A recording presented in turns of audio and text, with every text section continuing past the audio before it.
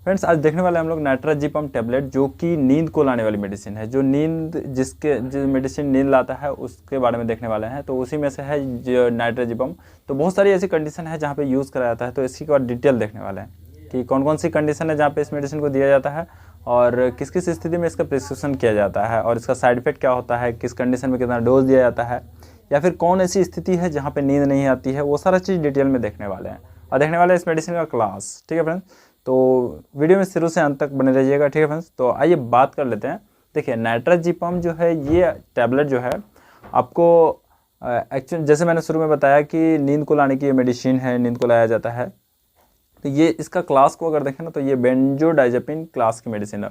और benzodiazepine class के अंदर का जो भी मेडिसिन आती है वो सारा चीज़ ब्रेन को ही रिलैक्स करता है। एक्चुअल में ब्रेन को रिलैक्स करा करके, जैसे कभी एंजाइटी का डिसऑर्डर हो जाता है तो एंजाइटी के कंडीशन में क्या होता है कि मतलब फ्यूचर को लेकर के बहुत ज़्यादा सोचने लगता है, या फिर किसी एक चीज़ पर्टिकुलर चीज़ को लेकर के बार बार रिपीटेड सोचना, तो उसमें पेशेंट का क्या होता है कि मतलब नींद नहीं आती है। तो वैसे ब्रेन को रिलैक्स कराने के लिए, ताकि नींद आए, पेशेंट सही नॉर्मल कंडीशन में रहे, तो उसमें इस मेडिसिन का यूज़ करा जाता है। उसके साथ साथ बहुत ऐसा और भी कंडीशन है जहाँ पे यूज़ करा जाता है, जैसे कि इंसोम्निया यानी कि नींद की कमी हो जानी, और एंजाइटी डिसऑर्डर यानी कि एंजाइटी डिसऑर्डर में जैसे कि फ्यूचर को लेकर बार बार सोचना, या फिर पैनिक डिसऑर्डर होना।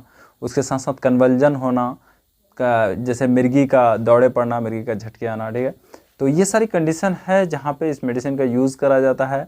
और भी इसके साथ साथ आप डॉक्टर अपने एक्सपीरियंस के अनुसार और भी अलग अलग जगह इस मेडिसिन को प्रिस्क्राइब करता है। ठीक है फ्रेंड्स, तो ये थी इसका यूजेस की किस कंडीशन में कितना किस किस कंडीशन में इस मेडिसिन को दिया जाता है।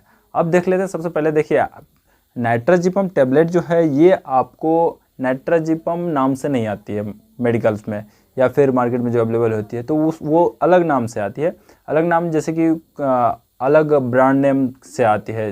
एक्चुअल में नाइट्राजिपम जो है ये मेडिसिन है जो कि जेनेरिक नेम है, लेकिन वहीं पे नाइट्राजिपम को जो देखेंगे तो वो अलग नाम से अवेलेबल होती है। जैसे नाम से आएगा, नीरा नाम से आएगा, नेरोवेट नाम से आएगा। तो ये अलग अलग नाम से मार्केट में अवेलेबल होता है। हो सकता है कि आपके वहाँ कोई अलग ब्रांड नेम से ये मेडिसिन मिले, या फिर आपका जो डॉक्टर है वो आप कोई अलग नाम से इसको प्रिस्क्राइब किया जाता है। ठीक है, तो ये मतलब ब्रांड नेम अलग अलग हो सकता है, लेकिन उसके अंदर की जो जेनेरिक नेम होती है या फिर जो मेडिसिन की सॉल्ट होती है वो आपका नाइट्राजिपम ही मिलेगा। ठीक है फ्रेंड्स, तो ये थी इसकी ब्रांड नेम, और आपके वहाँ अलग अलग जगह है तो अलग अलग नाम का हो सकता है। अब देख लेते हैं इसका डोज कि कितना दिया जाता है या फिर किस कंडीशन में कितना देते हैं। तो देखिए सबसे पहले देख लेते हैं इसका स्ट्रेंथ। तो ये आपको 5 mg और 10 mg के स्ट्रेंथ में अवेलेबल होती है।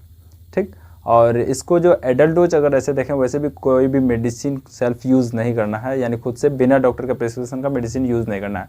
और वैसे भी ये मेडिसिन प्रिस्क्रिप्टेड मेडिसिन है, डॉक्टर के कंसल्ट से ही यूज़ करें।